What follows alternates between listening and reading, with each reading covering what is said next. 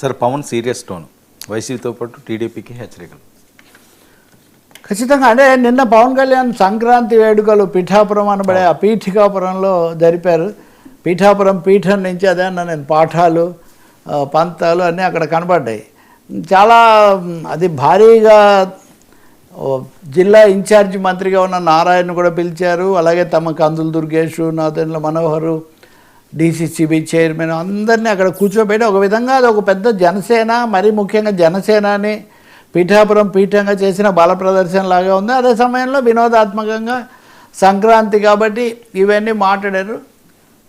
మాట్లాడతారు ఒక 5-6 సంకేతాలు ఆయన ఆ సభలో చాలా కీలకంగా ఇచ్చారు. దాన్ని బట్టి చూస్తే పవన్ కళ్యాణ్ ఏదో ఆషామాషిగా ఆకర్షణలతో గ్లామర్తో వెళ్ళదలుచుకోలేదు. పొలిటికల్గా గట్టిపడే ఆలోచనలు. ఒకటి, అసలు ఐక్యత కూటమి అనేది దానికోసం ఏర్పాటు చేశాను, త్యాగం చేశాను, నేను చొరవ తీసుకున్నాను, దానివల్లనే ఇది ఏర్పడింది అన్న అంశం ఏమాత్రం కూడా విస్మరించకూడదు. దాన్ని 1-2 సార్లు చెప్పడం ద్వారా ఆయన బల్లగుద్ది కూటమి నిర్మాత నేను, ఒక ముక్కలో చెప్పాలంటే కూటమి నిర్మాత నేను, కూటమికి పునాది నేను, కూటమి ఉంటేనే మనం జగన్మోహన్ రెడ్డిని ఓడించగలిగాము, అనుభవజ్ఞుడైన చంద్రబాబు ఉండాలి కాబట్టి నేను బలపరిచాను తప్ప అదర్వైజ్ కూటమి చేసిన త్యాగాలేమి, కూటమి కోసం మేము చేసిన త్యాగాలేమి తక్కువ కాదు అనే ఒక బలమైన మెసేజ్ ఇస్తూ తగిన జాగ్రత్త తీసుకోకపోతే జగన్ నియంతృత్వం మళ్ళీ వస్తుంది. సో ఫోకస్ జగన్ నియంతృత్వం మళ్ళీ వచ్చే ఇది కూడా ఉంటుంది మనం కనుక ఐక్యంగా ఉండకపోతే అని ఒక హెచ్చరిక కూడా ఆయన మళ్ళీ అక్కడ ఇస్తున్నారు. అంటే రాజకీయంగా వాస్తవికంగా ఉండదలుచుకున్నాడు ఆయన. ఇంకా మూడోది, పిఠాపురము నన్ను అన్నప్పుడు అన్నీ నేనే అంటే ఎలా చూసుకుంటానో అధికార యంత్రాంగం, ఇక్కడ స్థానికమైన వాళ్ళు వీళ్ళందరూ కూడా చూసుకోవాలి కదా. మిగిలిన చోట్ల ఎక్కడ ఏం జరిగినా అంటే పులివెందుల్లో వివేకానంద రెడ్డి హత్య జరిగితే కూడా, బాబాయ్ హత్య జరిగితే కూడా ఏం పట్టించుకోలేదు. కానీ పిఠాపురంలో మటుకు చిన్న పక్షి ఈకే వాళ్తే కూడా నా మీద పవన్ కళ్యాణ్ కారణం అంటున్నారు, ఇక్కడ ఏం జరిగినా కానీ అది బ్లో అప్ చేసేస్తున్నారు అని ఒక విధమైన ఆగ్రహము, కొంత ఉక్రోషం కూడా ఆయన వెలిబుచ్చారని చెప్పాలి. ఎందుకంటే సహజంగా వీఐపీ కాన్స్టిట్యున్సీ అయినప్పుడు, ఈ ప్రభుత్వంలో చక్రం తిప్పే వ్యక్తి అయినప్పుడు అక్కడ జరిగిన వాటిని చూస్తారు కదా సహజంగా. అది నా మీద ఎక్కువ ఫోకస్ పిఠాపురం మీద పెడుతున్నారు, మిగతా చోట్ల పెట్టట్లేదు. ఖచ్చితంగా వివేకానంద రెడ్డి హత్య కూడా మీడియాలో ఇంకా 6 ఏళ్ళు అయినా కానీ ఇంకా మీడియా దాన్ని చర్చిస్తూనే ఉంది. పైగా పిఠాపురంలో జరిగినవన్నీ పైనుంచి ఈకపడినంత చిన్నవి ఏం కాదు. 1-2 తీవ్రమైన ఘటనలు కూడా జరిగాయి. వాటి మీద తనే స్వయంగా రంగంలోకి దిగి నాగబాబును పంపించి లేకపోతే ఆఫీసర్లను పంపించి చేయాల్సిన పరిస్థితి కూడా ఉంది. ఇంకా మూడోది, ఇంత ఫోకస్ పెట్టడం ద్వారా ఆయన చాలా పీఠాపురాన్ని పటిష్టం చేసుకోదలుచుకున్నారు. వీఐపీ కాన్స్టిట్యున్సీగా తన సొంత పునాది, భవిష్యత్ తన రాజకీయానికి అదే రాజకీయ పీఠంలాగా ఆయన తీర్చిదిద్దుకోదలుచుకున్నారు అనే ఒక మెసేజ్ కూడా అక్కడ ఆయన చాలా స్పష్టంగా ఇస్తున్నారు. అదే సమయంలో ఇంకొకటి, ఓడిపోయి ఇంత జరిగిన తర్వాత కూడా వైసీపీ వాళ్ళు ఇంకా మన నెత్తి మీద కూర్చొని తిడుతున్నారు, దాడి చేస్తున్నారు ప్రతిదానికి కూడా. అయితే ఇప్పుడు ఏం చేస్తున్నారు మీరు? వైసీపీ వాళ్ళు మనల్ని తిడితే దాన్ని ఎదుర్కొనే బదులు అవన్నీ మీరు వింటున్నారు కాబట్టి వాడి వ్యూస్, వాడికి ఎక్కువ పాపులారిటీ వస్తూ ఉంది. అదే కదా ఇప్పుడు నిన్న వైసీపీ వాళ్ళ పత్రికలో జగన్ మాట్లాడింది 3 పేజీలు వేశారని నేను అన్నాను, బాగానే ఉంది. జగన్ను వ్యతిరేకించే పత్రికలు కూడా పైన 1/2 పేజీ జగనే ఉన్నారు. సమస్య ఏమంటే అటు ఇటు తిరిగి no publicity is bad publicity అంటారు. ప్రచారం అనేది ఎందుకు వచ్చినా ఎవరికి వచ్చినా అది ప్రచారమే అని. కాబట్టి ఇప్పటికి కూడా వైసీపీ దాని చుట్టూ మీరు తిరుగుతున్నారు. నేనైతే మటుకు అలా ఉండను, నేను గట్టిగా ఎదుర్కొంటాను. నేను పంతానికి వస్తే మటుకు నేనేదో సన్నగా మెత్తగా ఉంటాను, నేనేదో ఇదే అని అనుకుంటారో అదేం కాదు.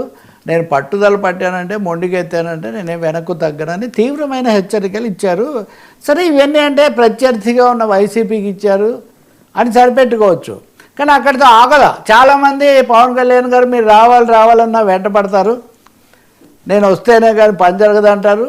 కానీ ఎవరు చూసినా వాళ్ళ నియోజకవర్గాన్ని నేను రాకూడదు, వేరే చోటికి వెళ్ళాలి, వాళ్ళకు మటుకు నేను అడ్డం కాకూడదని కోరుకుంటున్నారు.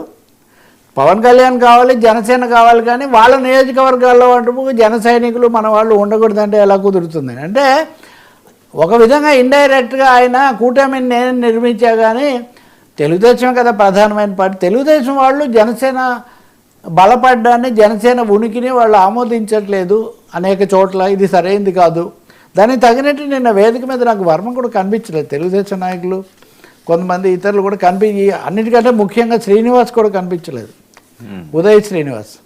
మరి ఏదైనా వేరే రాజకీయ కారణాలు వ్యక్తిగతంగా ఎక్కడన్నా ఉన్నారు, ఇలాంటివి చెప్తారేమో నాకు తెలియదు. కార్యక్రమాల్లో అయితే వర్మ ఆయన పక్కనే పాల్గొన్నారు, స్టేజ్ మీద అంత అదృష్టం. స్టేజ్ మీద లేనట్టున్నారు, నాకు తెలియదు. ఉంటే మంచిదే అనుకో. వర్మ అనే నాకు ఆయన గెలిపించడానికి ముఖ్యమైన మాట్లాడిన వాళ్ళలో ఉన్నారా? మాట్లాడిన వాళ్ళలో లేరు. తెలీదు, కనపడి ఏమన్నా వెళ్ళిపోయారేమో తెలీదు. మొత్తానికి ఆయన మాటలను బట్టి చూస్తే సత్సంబంధాలు తెలుగుదేశానికి జనసేనకు తగినంతగా లేవు అనే మెసేజే ఆయన ప్రధానంగా.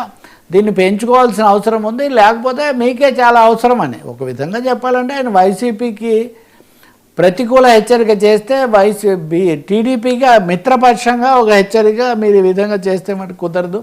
మీరు నా సహాయం, నా అండదండలు కావాలంటే మీరు మా వాళ్ళని కూడా అకామిడేట్ చేసుకోవాలి, వాళ్ళు కూడా చోటు కల్పించాలి అనే ఒక సందేశం అయితే ఆయన చాలా బలంగా ఇచ్చినట్టే కనిపిస్తుంది. ఇంకా చాలా పనులు చేస్తాను, చాలా ఆలోచనలు ఉన్నాయి, ఎప్పటికప్పుడు పూర్తి చేస్తాను అంటే అడ్మినిస్ట్రేషన్ పరంగా కూడా తన స్థానాన్ని పదిలం చేసుకోవాలనే ఆలోచనలో ఉన్నట్టు మనకు అర్థమవుతుంది.